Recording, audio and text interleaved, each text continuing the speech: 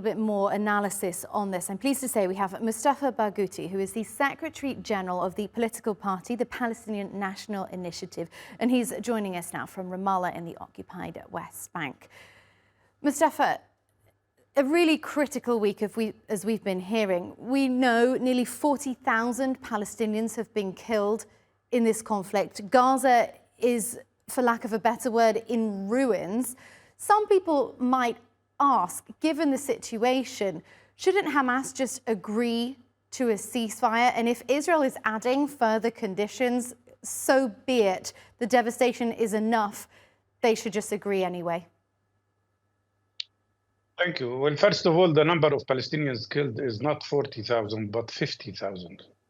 That includes 10,000 Palestinians who are still under the rubble and nobody can get to them. In addition to 93,000 who are injured, many of whom could die, mainly because Israel has destroyed most of the medical facilities. Hamas wants ceasefire, but Israel is not offering ceasefire. Israel is offering pause in the fighting so that they can get back their prisoners and then proceed with the war again. So there is no talk about ceasefire here. Netanyahu is trying everything he could to undermine any possibility of a ceasefire.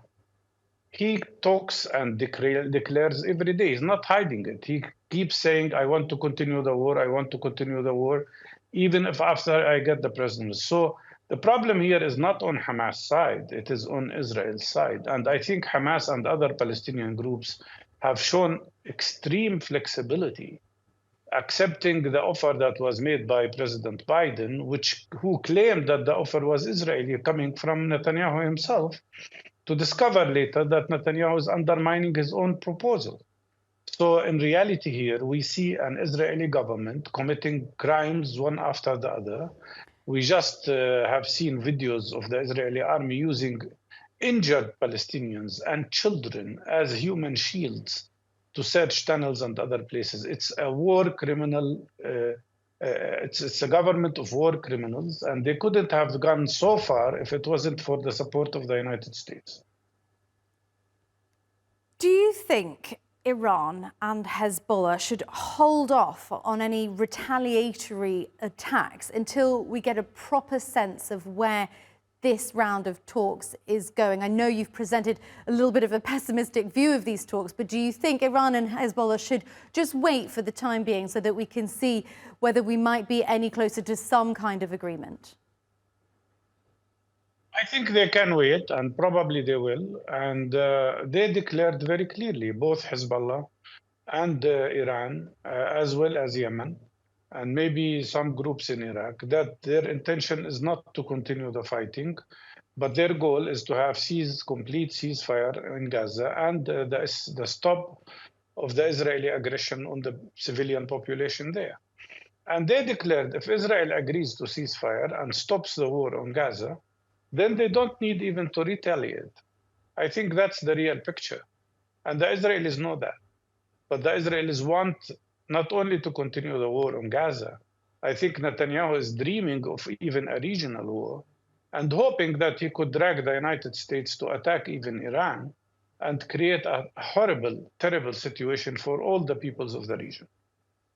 And you mentioned the United States there. We know a strong US presence for these talks, including US Secretary of State Antony Blinken. What kind of effect do you think having these senior US officials in the region will have on the talks, if any?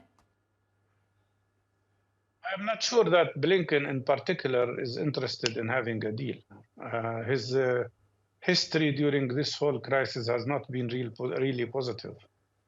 But the United States knows very well that it is the country that can force Israel to accept a ceasefire and an end of this terrible war.